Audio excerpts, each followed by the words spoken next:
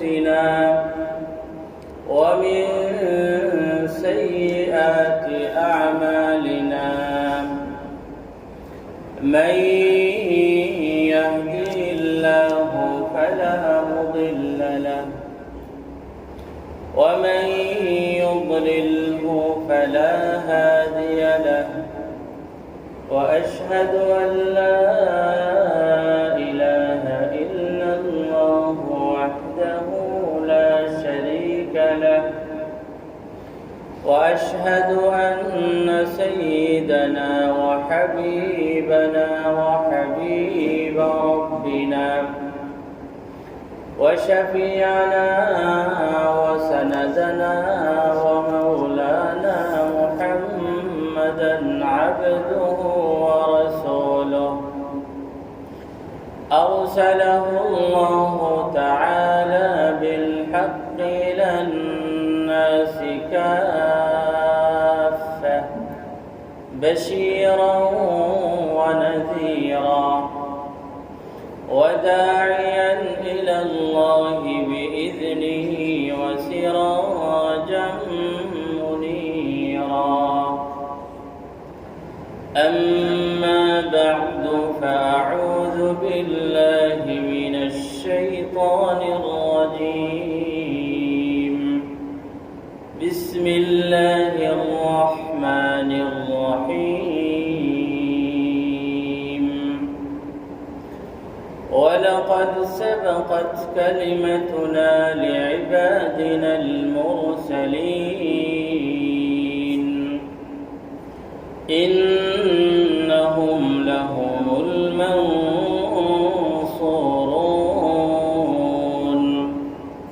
وإن جندنا لهم الغالبون فتول عنهم حتى حين وأبصرهم فسوف يبصرون. وعن ابن عباس رضي الله عنه قال قدم النبي صلى الله عليه وسلم المدينة فوجد اليهود صياما يعني في يوم عاشوراء فقال صلى الله عليه وسلم ما هذا؟ قال هذا يوم أنجى الله فيه موسى عليه السلام وأغرق فيه فرعون فصامه موسى عليه الصلاة والسلام شكرا لله فقال صلى الله عليه وسلم أنا أحق بموسى أو قال نحن أحق بموسى منكم فصامه وأمر بصيامه. رواه الإمام ابن ماجة رحمه الله وغيره من أئمة الحديث. يا رب صل على النبي وآله ما فاض نبع بالجداول أو جرى. يا رب صل على النبي محمد ما شج جرح في سبيلك وانبرى. صلى عليك الله يا خير الورى تعداد حبات الرمال وأكثرا. صلى عليك الله ما غيث هما فوق السهول وبالجبال وبالقرى. صلوا على المختار أحمد إنه أزكى الأنام وخير من غطي الثرى. بارك الله لي ولكم في القرآن العظيم ونفعني وإياكم بالآيات والذكر الحكيم ونحن على ذلك من الشاهدين والشاكرين والحمد لله رب العالمين صلى الله على سيدنا ومولانا محمد وعلى آله وأصحابه وسلم صلى الله على سيدنا ومولانا محمد وعلى آله وأصحابه وسلم صلى الله على سيدنا ومولانا محمد وعلى آله وأصحابه وسلم رب كريم আলিশান শাহী দরবারে লাখ করো শুকর, তিনি আমাদেরকে হিজরি নতুন বছরের দ্বিতীয় জুমাবারে সালাতুল জুমা আদায় করার উদ্দেশ্যে তার পবিত্র ঘর মসজিদে আসার, নামাজের অপেক্ষায় বসে থাকার তৌফিক দান করেছেন। আমরা বলি আলহামদুলিল্লাহ। হিজরি নববর্ষের আজকে দ্বিতীয় জুমাবার। গত জুমা ছিল প্রথম জুমা, 1448 হিজরি শুরু হয়েছে গত বুধবার থেকে, গত বুধবারের আগের বুধবার থেকে। 1447 হিজরি গত হয়ে গেছে, 48 হিজরি শুরু হয়েছে। আজকে নতুন হিজরি বর্ষের মুহররম মাসের প্রথম মাসের আজকে 10 তারিখ। এই 10 তারিখের মুহররম মাসের 10 তারিখের বিশেষ একটি নাম আছে, ইয়াউম আশুরা, আশুরা দিবস, আশুরার দিন। এই দিনটি অত্যন্ত তাৎপর্যপূর্ণ একটি দিন। ইতিহাসের মধ্যে, মানব ইতিহাসে, মানব জাতির ইতিহাসে এই দিনে অনেক কিছু ঘটেছে, অনেক আনন্দের বিষয় ঘটেছে, আবার অনেক ব্যথার বিষয় ঘটেছে, ঘটনা ঘটেছে। তার মধ্য থেকে বিশেষ একটি ঘটনা হাদিসের মধ্যে আসছে যে নবীজি সাল্লাল্লাহু আলাইহি ওয়াসাল্লাম যখন মদিনা মুনাওয়ারায় হিজরত করে পৌঁছালেন, সেখানে দেখতে পেলেন যে ইহুদিরা, অর্থাৎ হযরত মূসা আলাইহিস সালাতু ওয়াস সালামের উম্মত যারা, তাদেরকে ইহুদি বলা হয়। যদিও তারা শুধু নামকে ওয়াস্তে উম্মত, কিন্তু বাস্তবিক অর্থে তারা উম্মত আর রইছে না।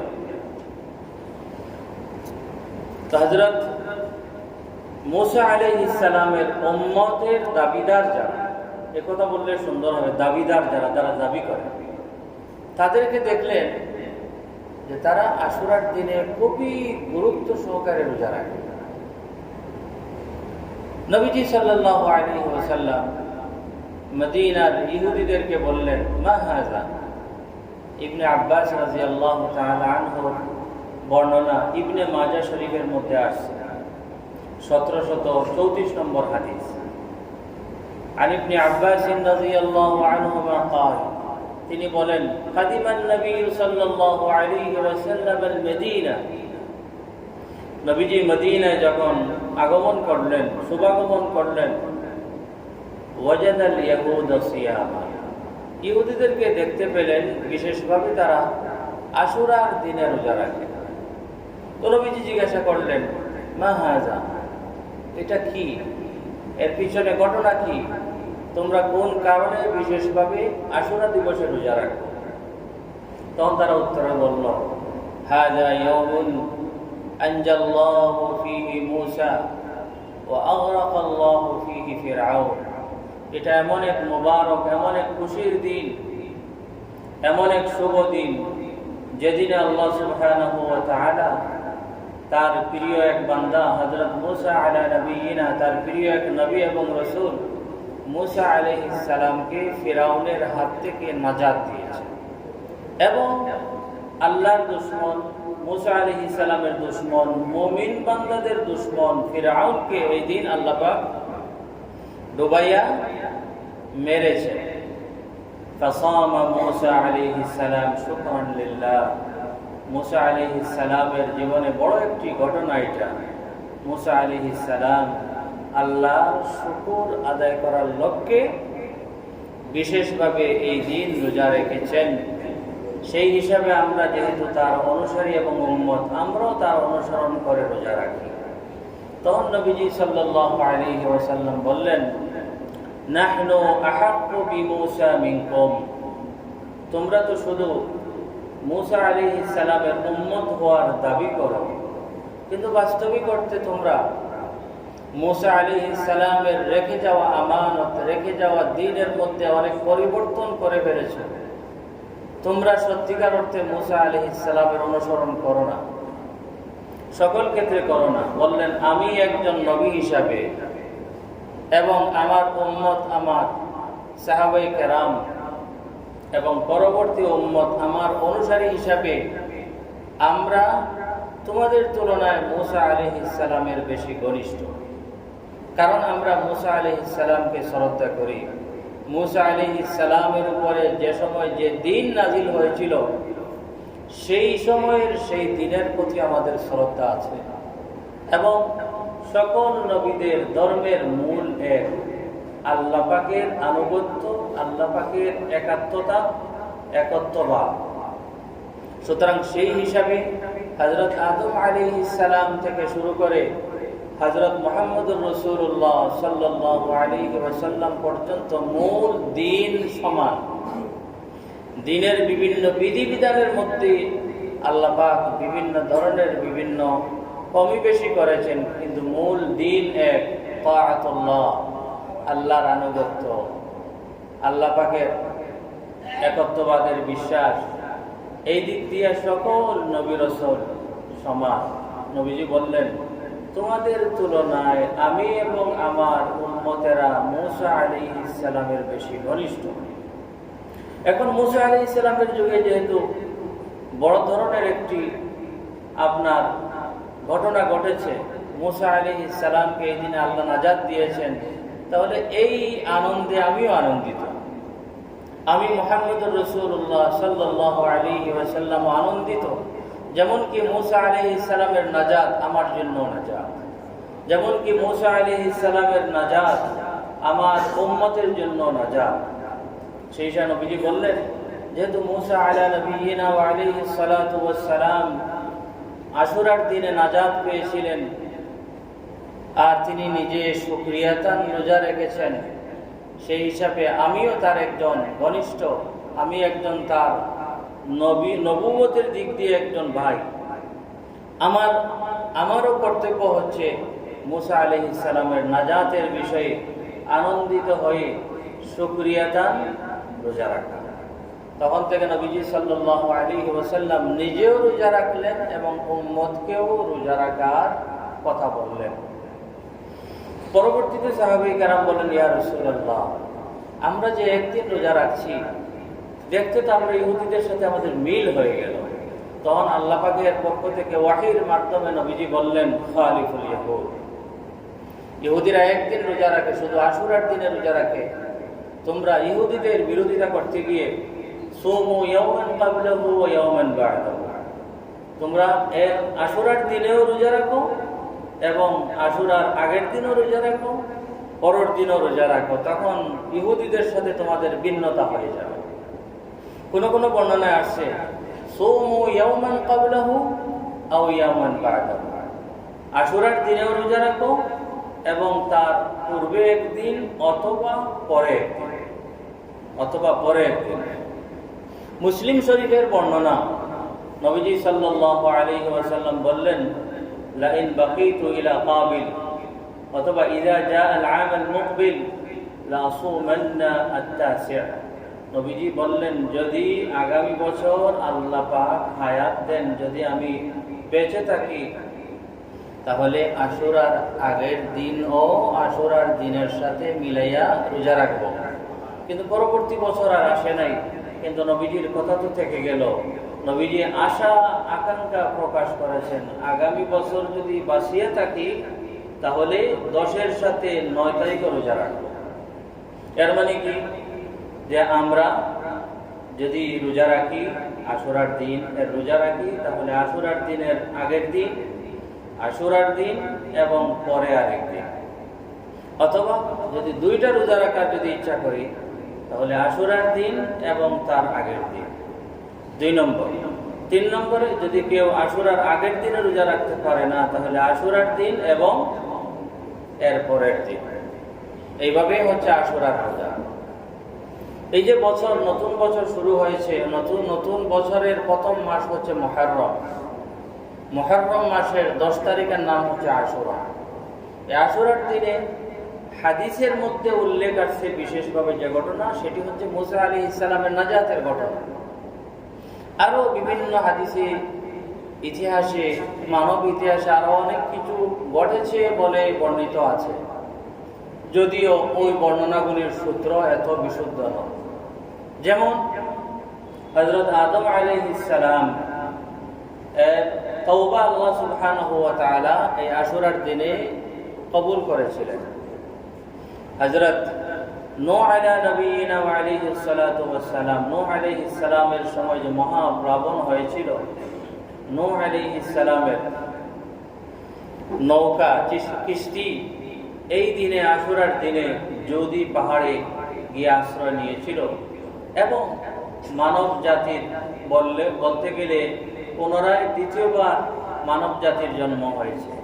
হযরত আদম আলাইহিস সালাম পর্যন্ত, আদম আলাইহিস সালাম থেকে নূহ আলাইহিস সালাম পর্যন্ত মানুষের ধারাবাহিকতা আসছে। নূহ আলাইহিস সালামের যুগ আসার পর পরবর্তীতে যে সমস্ত মানুষ এই দুনিয়াতে এসেছে বা আসবে, সবাই নূহ আলাইহিস সালামের বংশধর। আর নূহ আলাইহিস সালামের যুগে আরো যারা ছিল মানুষ, হয়তো কেউ কেউ মহাপ্লাবনে মারা গেছে, আর যারা নূহ আলাইহিস সালামের সাথে কিস্তিতে ছিল তাদের বংশ বিস্তার হয় নাই। তো নূহ আলাইহিস সালাম হচ্ছেন আমাদের মানা দ্বিতীয় আদি পিতা। প্রথম আদি পিতা হচ্ছেন হযরত, আর দ্বিতীয় আদি পিতা হচ্ছেন হযরত নূহ আলাইহিস সালাম। এই দুজনের তওবা এবং নাজাত, প্রথম জনের তওবা, দ্বিতীয় জনের নাজাত, মহাপ্লাবন থেকে নাজাত, এই উভয়টি ঘটেছে আশুরার দিনে বলে কোনো কোনো বর্ণনায় পাওয়া যায়। সুতরাং মানব ইতিহাসের হযরত আদম আলাইহিস সালামের তওবা কবুল হয়েছিল এই আশুরার দিনে। আর আবার আমাদের দ্বিতীয় আদি পিতা হযরত নূহ আলা নবিয়িনা ওয়া আলাইহিস সালাতু ওয়াস সালামের মহাপ্লাবন থেকে নাজাতের যে ঘটনা ঘটেছিল, সেটিও কোনো কোনো বর্ণনায় আছে যে এই আশুরার দিনে ঘটেছিল। আরো অনেক কিছু ঘটেছে বলে আপনার ইতিহাসের মধ্যে পাওয়া যায়, যেগুলির সূত্র এত বিশুদ্ধ নয়। সবচেয়ে বিশুদ্ধ হযরত মুসা আলা নবিয়িনা ওয়া আলাইহিস সালাতু ওয়াস সালামের নাজাতের ঘটনা। এটা হাদিসের মধ্যে ইবনে মাজাহ সহ বিভিন্ন হাদিসের কিতাবের মধ্যে আছে। তো হযরত মুসা আলাইহিস সালাম এর কিসসা, কাহিনী, ঘটনা আল্লাহ সুবহানাহু ওয়া তাআলা তার কোরআনে পাকের মধ্যে খুবই বেশি বর্ণনা করেছেন। খুব বেশি বর্ণনা করেছেন। মুসা আলাইহিস সালামের সাথে ফিরাউনের যে দ্বন্দ্ব ছিল, এটার বর্ণনা কোরআনে কারীমের মধ্যে অনেকবার এসেছে। শুধু শুধু আল্লাহ পাক রব্বুল আলামিন আমাদেরকে কাহিনী, আমাদেরকে ঘটনা শোনানোর জন্যই কিন্তু কোরআন নাজিল করেন নাই, বরং এগুলার থেকে শিক্ষণীয় বিষয় শেখার জন্যই নাজিল করেছেন।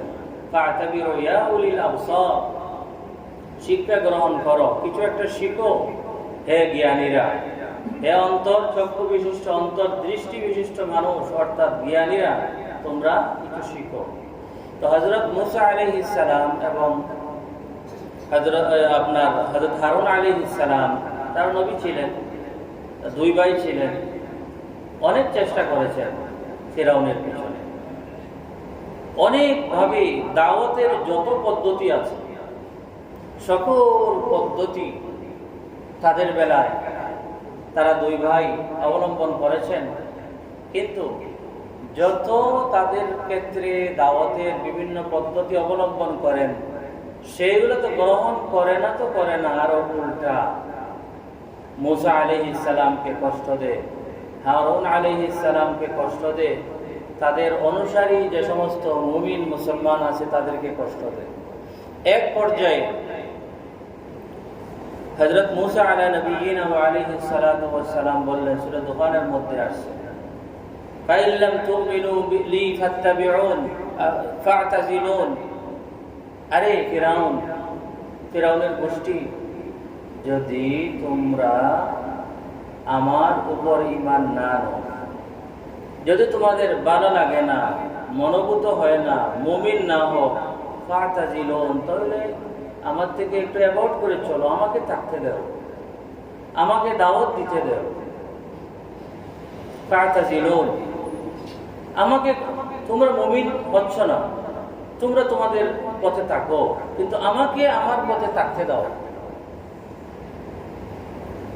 কিন্তু সেই সুযোগটাও ফিরাউন দেয়। ফাদআ রাব্বাহু আন্না হাউলাই কওমুম মুজরিমুন। মাওলা, আমি তো তাদেরকে দাওয়াতের যত উসলুব আছে, যত পদ্ধতি আছে, যত তরিকা আছে, যত পথ পন্থা আছে, সবকিছু অবলম্বন করে আমি আমার জীবনের সময়টুকু তাদের পিছনে কাটিয়েছি। শেষ পর্যন্ত তারা তো মুমিন তো হয়ই নাই, বরং উল্টা আমার দাওয়াতের পথে তারা বাধা দেয়, আমাকে কষ্ট দেয়, আমার ভাই আরেকজন নবী হারুন আলাইহিস সালামকে কষ্ট দেয়, মুমিনদেরকে কষ্ট দিয়ে গোলাম বানাইয়া রাখে, তাদেরকে দাসের মতো বানাইয়া রাখে বনি ইসরাইলের মুমিনদেরকে। মাওলা, আমি এতটুকু পর্যন্ত ফিরাউনের গোষ্ঠীকে বলেছি, তোমাদের যদি ভালো লাগে না, তাহলে তোমরা তোমাদের পথে চলো, আমাকে আমার পথে চলতে দাও। ফা'তাজিলুন, আমার থেকে তোমরা আলাদা হয়ে তোমরা তোমাদের পথে চলো, আমি আমার পথে চলি। সেই সুযোগটাও মাওলা ফিরাউনের গোষ্ঠী আমাকে দেয়। হাউলাই কওমুম মুজরিমুন, এরা অপরাধী, কোনোভাবেই তাদের সাথে আমরা পারছি না। দাওয়াত তো গ্রহণ করেই নেই, আবার দাওয়াতের পথে বাধা দিচ্ছে। তাদেরকে আমি অপশন দিলাম যে তোমরা তোমাদের পথে ইচ্ছা হলে তোমরা থাকতে পারো, কিন্তু আমাকে আমার পথে চলতে দাও। দিল না। তখন তিনি মূসা আলা নবিয়িনা ওয়া আলাইহিস সালাতু ওয়াস সালাম আল্লাহর কাছে বললেন, আল্লাহ, এরা তো অপরাধী, এরা আমার কথা শুনে না, এখন কি করবো, একটা পথ পাঠিয়ে দাও, এখানে থাকতেও দিবে না আমাকে। ফিরাউনের নীতি ছিল যে এখানে আমার দেশে আমার মতের ভিন্ন কোনো মত চলবে না, আবার আমার মতের ভিন্ন মত পোষণকারী যারা আছে ওদেরকে আবার আমার দেশ থেকে বের হতেও দিব না। দেখেন কি অবস্থা,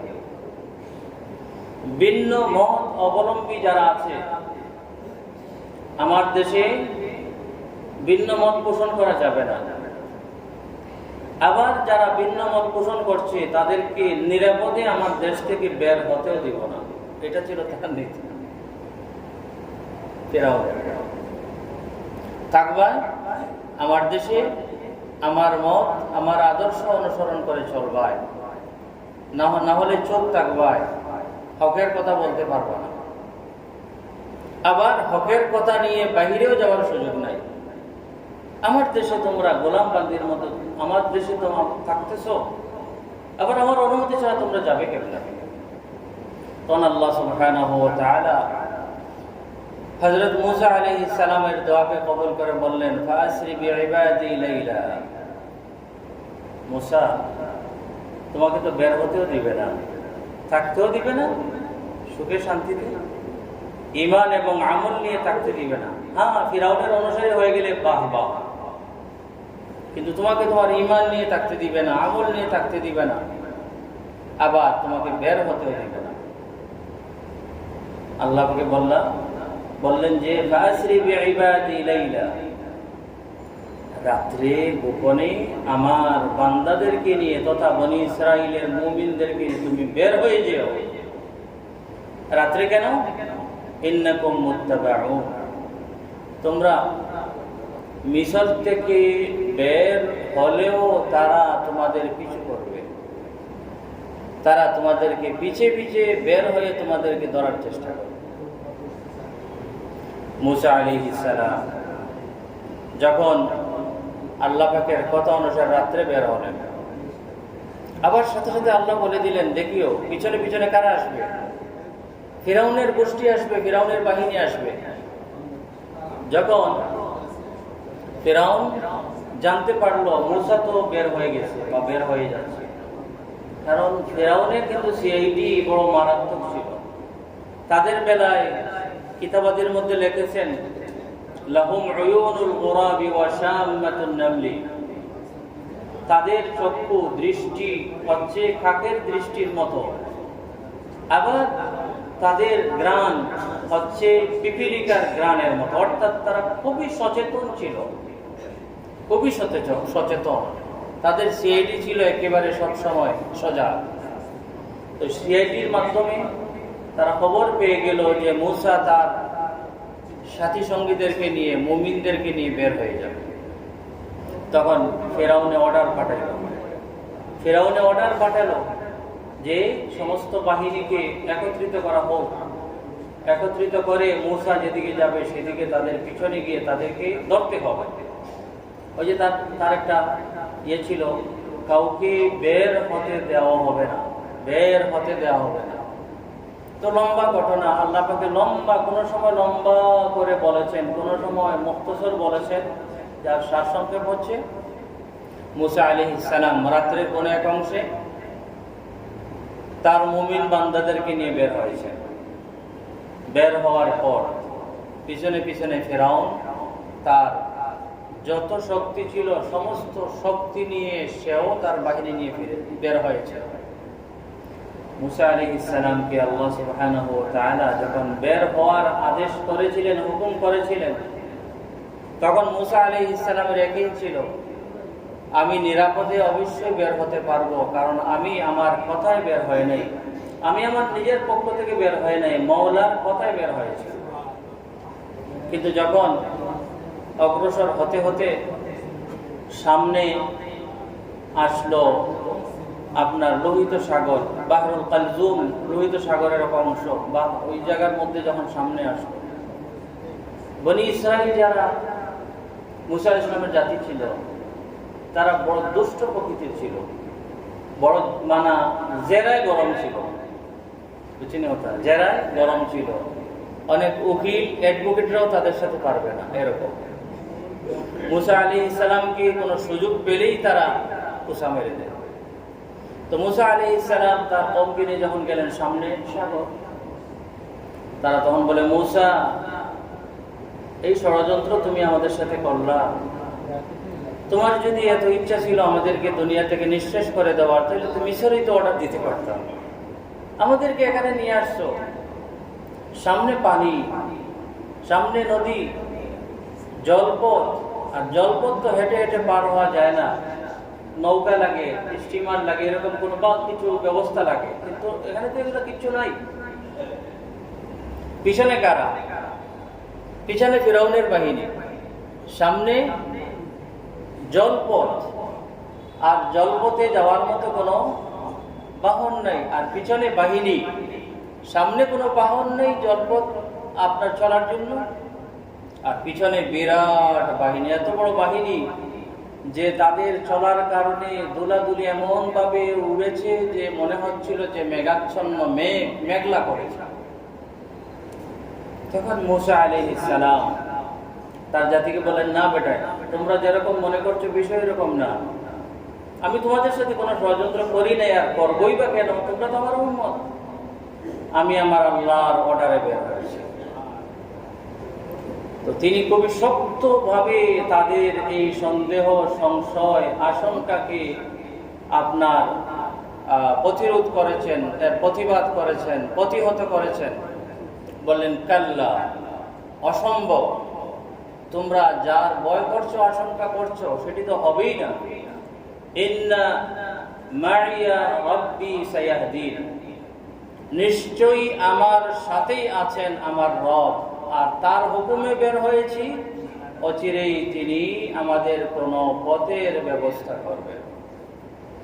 মুমিনের ঈমান এরকম শক্ত হওয়ার দরকার। কোনো সময় যদি কোনো হকের উপরে থাকেন, আর যদি আপনার অন্য কেউ যদি আপনাকে হিলাতে চায়, সেই রকম শক্ত না হলে কিন্তু ফিতনার সময়, ফিতনার তুফানে ঘূর্ণিঝড়ে কিন্তু হেরে যাবেন। তো অনেক বড় বাহিনী নিয়ে বনি ইসরাইলকে ধরার জন্য, মারার জন্য ফিরাউনের বাহিনী আসছিল। সামনে আপনার পানিপথ, জলপথ, সবকিছু মিলিয়ে সেই সময়ে তাদের আপনার হালাকতের কথা, ধ্বংসের কথা, দুনিয়া থেকে বিদায় হয়ে যাওয়ার কথা 100% নিশ্চিত ছিল জাগতিক দিক দিয়ে। কিন্তু আল্লাহু আলা কুল্লি শাইইন কাদির, যিনি কোন বললে হয়ে যায়, কোন খাইয়া কোন, জাগতিক দিক দিয়ে তারা যে এক পজিশনে ছিল, অবস্থায় ছিল, সেই অবস্থা এখানে 100% দুনিয়া থেকে বিদায় হওয়ার কথা ছিল। সামনে পানিপথ, জলপথ, কোনো বাহন নাই, আর পিছনে বিরাট বাহিনী। তো তারা বলেছিল, মুসা, এখন আমরা যে অবস্থায়, পরিস্থিতিতে আছি, আমাদেরকে তো ফিরাউনের বাহিনীরা চিবাইয়া খাইয়া ফেলবে। মানুষ যারা উপন মারে, টপ্পার টপ্পার করে, মহিলারা মারে না, আমাদেরকে এরকম টিপাই টিপাই মেরে ফেলবে। তো মুসা বলেছিলেন, খাল্লা, অসম্ভব, তোমরা যে বিষয়ের আশঙ্কা করছো সেটি হবে না। ইন্না, নিশ্চয়ই, মাইয়া, আমার সাথেই আছেন, রব্বি, আমার রব, সাইয়াহদিন, তার হুকুমে বের হয়েছি, অবশ্যই তিনি আমাদের এক পথ বের করবেন। তখন আল্লাহ সুবহানাহু ওয়া তাআলা মূসা আলাইহিস সালামকে হুকুম করলেন, ফাদরিব বিআসাকাল বাহর। মূসা আলাইহিস সালাম, সামনে আপনার জলপথ ব্যবস্থা নাই, কিন্তু আমি আল্লাহ তো যখন যেটা চাই সেটি আপনার সেকেন্ড, মুহূর্তের আগেই হয়ে যায়। তুমি তোমার লাঠি দিয়ে পানিতে আঘাত করো। আঘাত করা মাত্রই 12টা রাস্তা হয়ে গেল। ফানফালাকা ফাকানা কুল্লু ফিরকিন কাত-তাউদিল আযীম।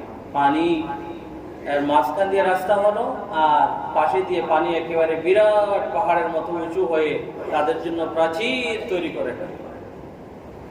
12টা রাস্তা হয়েছে। বনি ইসরাইলের গোত্র ছিল কয়টা? 12টা। তাদের মধ্যে এক দাদার সন্তান হওয়ার কারণে সম্পর্ক, একটা রক্তের একটা সম্পর্ক ছিল, কিন্তু তাদের মধ্যে আবার বিবাদও ছিল। তারা এক রাস্তা দিয়ে গেলে তাদের কষ্ট হবে, কারণ এক বাবার সন্তান, এক চাচার সন্তান আর এক চাচার সন্তানের সাথে এত মিল নেই। সেজন্য আল্লাহ পাক তাদের জন্য 12টা রাস্তার ব্যবস্থা করেছে। আবার কোনো কোনো বর্ণনায় আছে, কিন্তু রক্তের তো একটা সম্পর্ক আছে, ঠিক না? রক্তের একটা সম্পর্ক থাকার কারণে মনে মনে একটা ভয় থাকে, ঘিরে আমাদের ওই চাচার সন্তানেরা, তারা কি আমাদের মতো পার হতে পারছে, নাকি পানির মাঝখানে ডুবে মারা যাচ্ছে। আল্লাহ পাক ওই মাঝখানে যে পানির যে প্রাচীর দিয়েছিলেন সেটা গ্লাসের মতো ছিল। একদল এক রাস্তা দিয়ে গেলেই ওই আরেক দলকে দেখতে পারে, মোটামুটি সান্ত্বনা মিলে যে না, আমাদের ওই চাচার গোষ্ঠীরাও যাচ্ছে, আমাদের ওই 12 দলের 12 দলই আপনার পানি পার করছে। এই হচ্ছে মূসা আলাইহিস সালামের নাজাতের ঘটনা। এরপরে তো ফিরাউন বের হয়েছে না। ফিরাউন বের হওয়ার পর সে বলছে, দেখছো আমার অর্ডারে সাগর কি হয়েছে, বিদীর্ণ হয়ে রাস্তা হয়েছে, ওদেরকে ধরাটা আমাদের জন্য সহজ, সবাই ঢুকে পড়ো। আর ওইদিকে মূসা আলাইহিস সালামকে আল্লাহ পাক বলেছেন, আপনি পার হওয়ার পর আবার যদি লাঠি দিয়ে মারেন কিন্তু রাস্তা বন্ধ হয়ে যাবে, আগের মতো পানি হয়ে যাবে। ওয়াতরুকিল বাহরা রাহওয়া, আপনি সাগরকে যেভাবে আপনি পার হওয়ার পর থাকবে সেই রকম স্থির রেখে দিবেন। আপনি আগের মতো আবার পিঠা দিলে কিন্তু আবার ইয়ে হয়ে যাবে, সাগর হয়ে যাবে। যখন এমন পজিশনে পৌঁছেছে যেখান থেকে ফিরার আর সুযোগ নাই, সেই সময় আল্লাহ পাক হুকুম দিয়েছেন যে সাগর তুমি আগের মতো হয়ে যাও। তখন সাগর আগের মতো হয়ে গেছে, সবাই ডুবে শেষ। তখন ফিরাউনের যখন সাকরাত এসেছে, তখন বলে, আমানতু বিল্লাযী আমানাত বিহি বানু ইসরাঈল, আমি ওই ইলাহের উপর ঈমান আনলাম যে ইলাহের উপর কারা ঈমান এনেছে, বনি ইসরাঈল ঈমান এনেছে। তখন আল্লাহর পক্ষ থেকে জিবরিল আমিন আলাইহিস সালামকে পাঠালেন এবং তার মুখে কাদা দিয়ে বললেন, এখন পরীক্ষার সময় শেষ, পরীক্ষার হল থেকে বের হয়ে গেছো, এখন আর সুযোগ নাই। পরবর্তীতে আল্লাহ সুবহানাহু ওয়া তাআলা ফিরাউনের বডিকে হেফাজতে রাখার ওয়াদা করেছেন। করার পর ফেরাউনের বডিটাও যাতে পরবর্তী মানুষের জন্য একটা ইবরত এবং শিক্ষণীয় বিষয় হিসাবে মানে বছরের পর বছর, হাজার বছর পরেও থাকে। তখন পর্যন্ত নাকি আপনার মিশরের জাদুঘরে ওই ফেরাউনের বডি এখনো আছে, মানুষ গিয়ে দেখে। হ্যাঁ, তো এখনো ওই ফেরাউনের কথা মানুষ মন্দের দিক দিয়ে স্মরণ করে। কিন্তু দুঃখের বিষয় হচ্ছে আমরা ওই সমস্ত বিষয় শুধু কাহিনী হিসাবেই আমরা শুনি এবং পড়ি এবং দেখি, কিন্তু আমরা দেখা যায় এগুলো থেকে ইবরত হাসিল করি না। ইবরত হাসিল করতে হবে, সব সময় হকের পক্ষে থাকতে হবে। যতই পরীক্ষা আসুক, শেষ পরিণতি হবে ভালো। আর জালিমের, বাতিলের আপনার যতই সুখ শান্তি থাকুক, কিন্তু শেষ পরিণতি হবে মন্দ। এটা হচ্ছে একটা শিক্ষণীয় বিষয়। সবসময় হকের উপর থাকার চেষ্টা করতে হবে। আল্লাহ সুবহানাহু ওয়া তাআলা আমাদের সবাইকে তৌফিক দান করুন।